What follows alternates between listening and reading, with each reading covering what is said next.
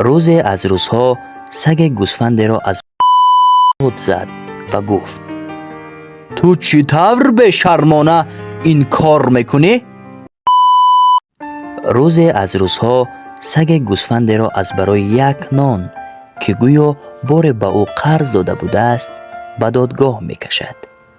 چو گوسفند منکر می شود، سگ طلب می کند که باید شاهدان یکایک پرسیده شوند. شاهد یکم که گرگ بود گفت: من می دانم که سگ به گوسفند نان قرض داده بود.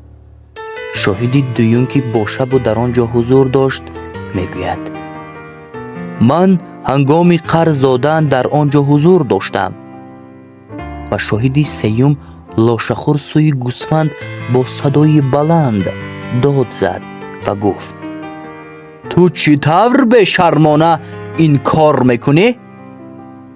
همین طور گوسفندی بیچاره در مرافعه دادگاه شکست خورد و مجبور شد که در زمانی برایش نامساعد از پشمش جدا شود تا قیمت نان قرض نگرفته‌اش را پردازد.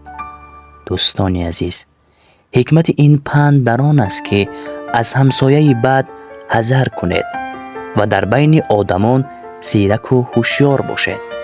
هیچ کس به کسی دیگر نیکی نمی کند.